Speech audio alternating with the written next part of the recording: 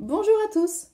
Alors avec ma vidéo les couches lavables pour les nuls, donc je m'adresse bien sûr aux débutants, aux parents qui se posent des questions, qui aimeraient se lancer, mais qui ne savent pas trop par quel bout commencer. Et donc je souhaite aborder le sujet en 10 points que je juge fondamentaux. Alors premier point, qu'est-ce qu'une couche lavable? Alors une couche lavable, ça ressemble à ça. C'est une couche qui est réutilisable, qui permet de capter les urines et les selles et que l'on met bien sûr après à la machine. Donc toutes les couches lavables sont composées de deux parties bien distinctes. Vous avez à l'intérieur, au contact de la peau de bébé, un tissu qui permet donc de capter les urines. Donc c'est du tissu soit en coton, en bambou, en chanvre, il y a plusieurs matières différentes. Et vous avez à l'extérieur une partie donc qui est imperméable, qui permet bien sûr de garder l'humidité des urines à l'intérieur, que l'urine ne se transmette pas sur les vêtements. Donc souvent cette matière c'est du pull, P-U-L, c'est un plastique qui est imperméable mais très doux et très respirant. Les couches lavables, souvent vous retrouvez des très bons élastiques dans le dos, au niveau des cuisses, parfois comme ici sur le devant, qui permettent aux selles de bien rester dans la couche. Il faut savoir qu'il existe une multitude de modèles et de marques de couches lavables. Donc, premier modèle, c'est la couche tout en un, donc TE1, qui ressemble fortement aux couches jetables, puisqu'on met la couche sur bébé et que quand la couche est souillée, quand c'est l'heure de changer bébé, on met tout à la machine à laver. Donc la couche TE1, principalement, voilà, donc c'est celle que je vous ai montrée tout à l'heure, rien ne s'enlève, rien ne s'ajoute, c'est très simple, vous la mettez, vous l'enlevez et donc machine à laver. Vous avez également la couche tout en deux, donc TE2, où là, la partie absorbante peut être enlevée de la partie imperméable, qu'on appelle donc la culotte. Voilà, donc la partie absorbante, la partie imperméable. Quel est l'intérêt? C'est que vous utilisez moins de parties absorbantes que de parties imperméables. Donc quand bébé a fait pipi, vous enlevez ça, vous passez à la machine à laver et vous en remettez une propre, en gardant toujours la même culotte, sauf si celle-ci est souillée. Troisième type de couche, ce sont les couches classiques. Toute la couche est absorbante, donc ce sont des couches idéales pour la nuit, pour les grandes siestes, pour les voyages, en voiture, en avion, etc. Donc les couches TE1, les couches TE2, les couches classiques sont les principaux modèles que l'on trouve en France, mais sachez qu'il existe d'autres modèles dont je ne vais pas vous parler ici pour pas trop vous embrouiller, mais déjà avec ça vous pourrez vraiment trouver votre bonheur. Alors à quoi servent les couches lavables? Alors bien sûr, les couches lavables sont une très bonne alternative aux couches jetables. Vous pouvez décider d'exclure totalement ou partiellement les couches jetables pour diverses raisons. La première raison, c'est de diminuer vos déchets. En effet, un enfant, en moyenne, entre la naissance et la propreté, va utiliser environ 5000 couches. Alors ce chiffre, bien sûr, c'est une moyenne, puisqu'on considère que l'enfant est propre à 2 ans et demi, ça peut être avant, ça peut être après. On considère que l'on change un enfant entre 5 et 6 fois par jour. Alors les premières semaines de vie, on change beaucoup plus souvent. Quand bébé devient plus grand, on change un peu moins souvent, donc toujours pareil, c'est une moyenne.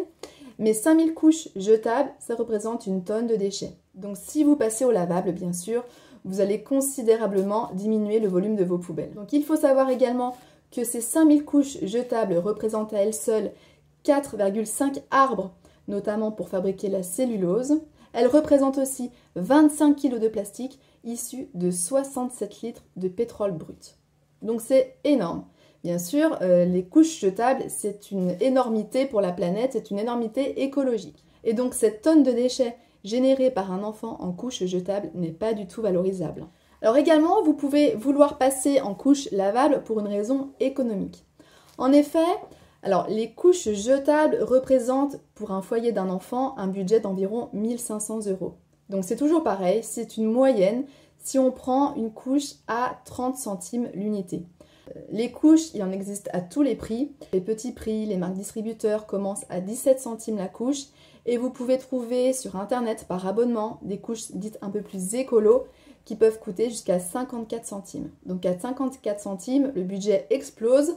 Mais quoi qu'il en soit, que vous preniez des couches à 17 centimes ou à 54 centimes, vous serez toujours gagnant à passer en couche lavable. On considère en moyenne que pour s'équiper en couche lavable et également pour les entretenir, donc en comptant la lessive, l'électricité et l'eau, il faut compter un budget d'environ entre 500 et 700 euros. Donc vous êtes gagnant dès le premier enfant, sachant que les couches lavables peuvent être réutilisées sur vos enfants qui suivront et que vous pouvez très bien les revendre d'occasion. Un autre point qui peut vous motiver pour passer en couche lavable, c'est éviter de mettre 24 heures sur 24 des produits que l'on dit toxiques sur les fesses de bébé. En effet, en 2019, il y a eu un rapport de l'ANSES qui a fait donc beaucoup parler de lui puisqu'il a mis en évidence des produits chimiques présents dans les couches jetables au-delà des seuils qui leur étaient fixés. Donc vous avez des colles, des agents blanchissants, des parfums de synthèse, des agents volatiles. Vous avez également le fameux SAP, c'est le polyacrylate de sodium. C'est ce fameux polymère super absorbant, donc c'est une toute petite bille qui arrive à absorber de 200 à 300 fois son volume en eau. Et après, donc ce polymère se transforme en gel. Donc tous ces produits sont dans les couches jetables, même les couches dites écologiques. Donc les couches dites écologiques ont probablement moins de produits chimiques, mais ont toutes le fameux SAP, le polyacrylate de sodium, puisque c'est la matière première pour absorber les urines. Donc c'est vrai que les couches jetables, vous les mettez 24 heures sur 24 sur les parties génitales de vos bébés, des parties qui sont hyper vascularisées. Pour les petites filles, il y a même des muqueuses. Et ça pendant en moyenne 2 ans et demi. Alors qu'avec les couches lavables, il est en contact avec simplement du tissu qui sont pour la plupart des couches certifiées Ecotext, donc sans produits chimiques.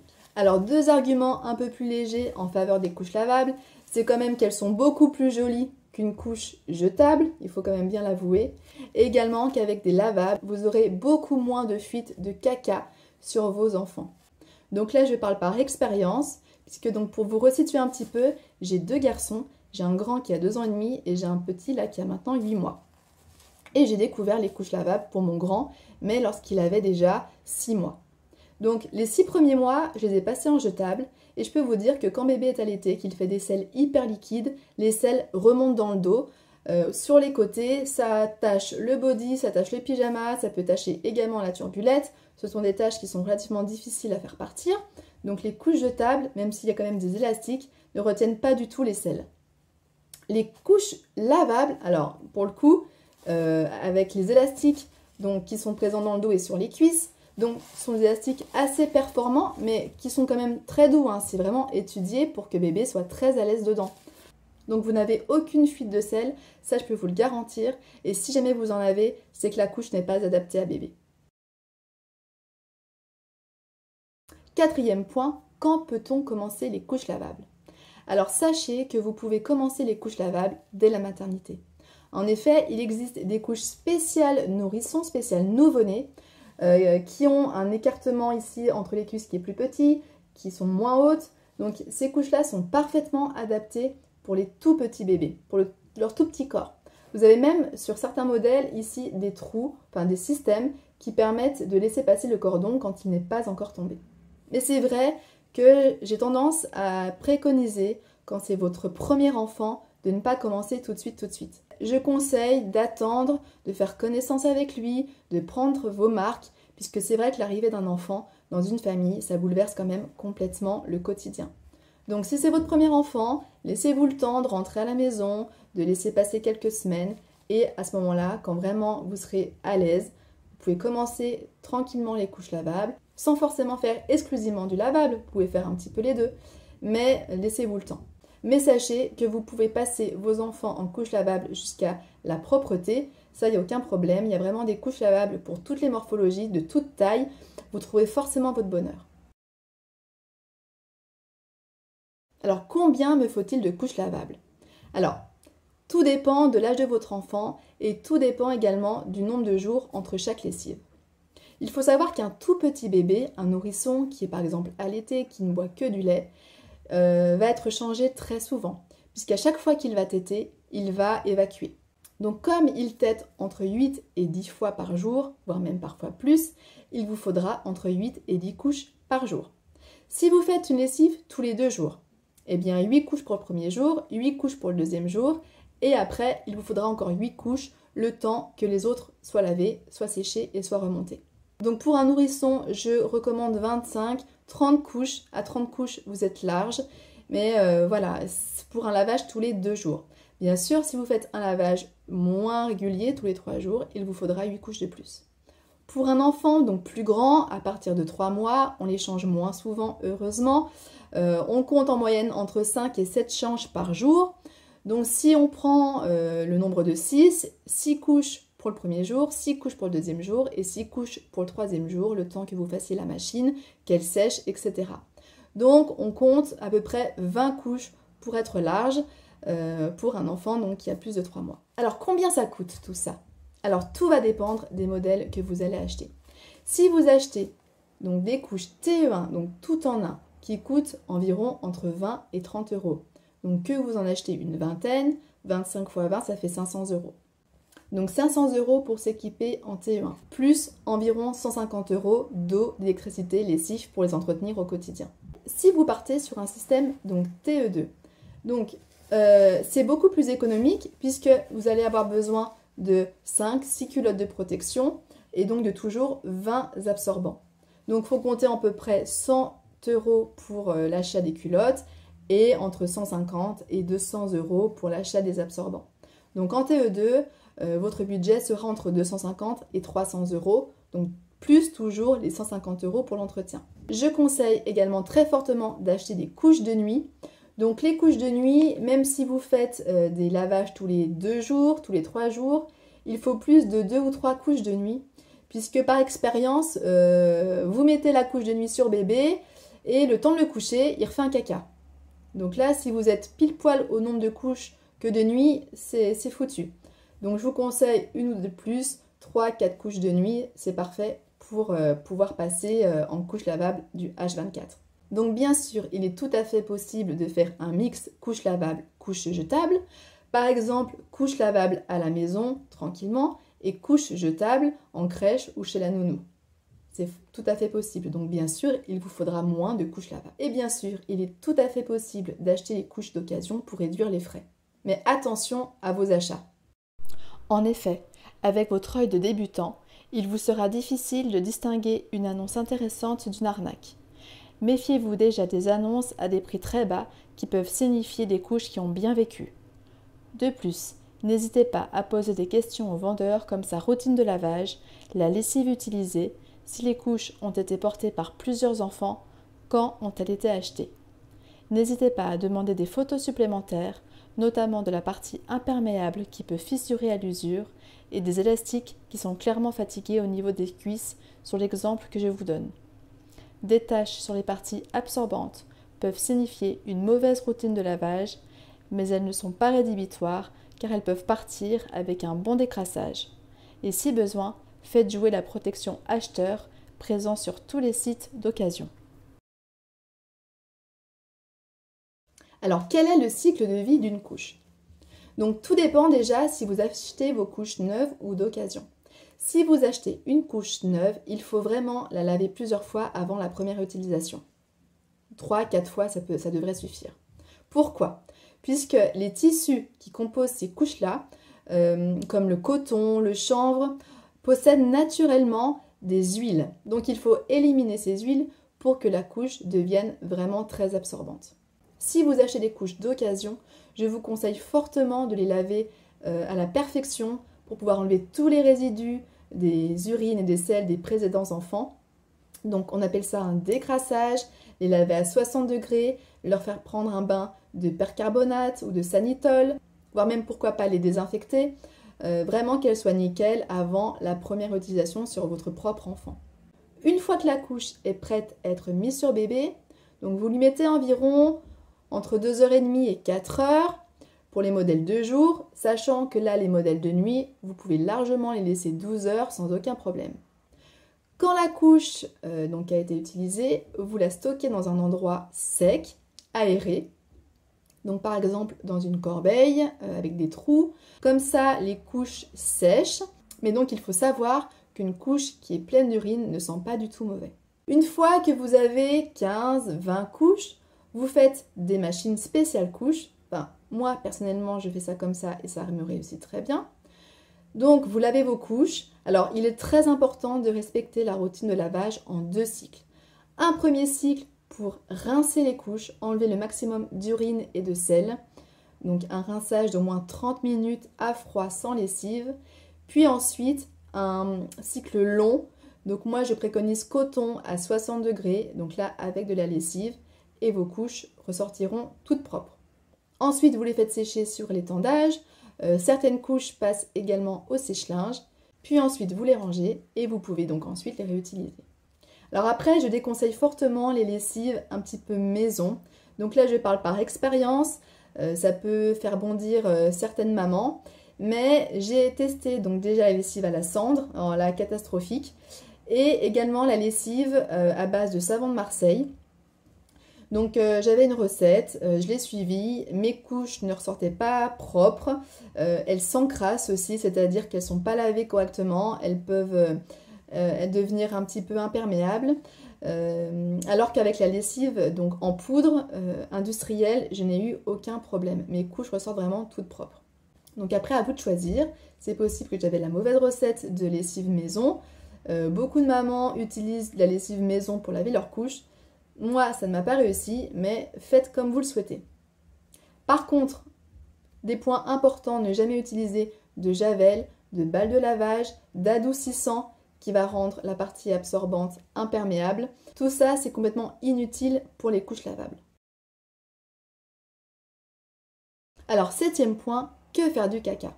Ça, c'est une grande question que se posent beaucoup de parents et je pense que beaucoup de parents n'osent pas passer en couche lavable à cause de ça. Alors, sachez que c'est assez simple finalement.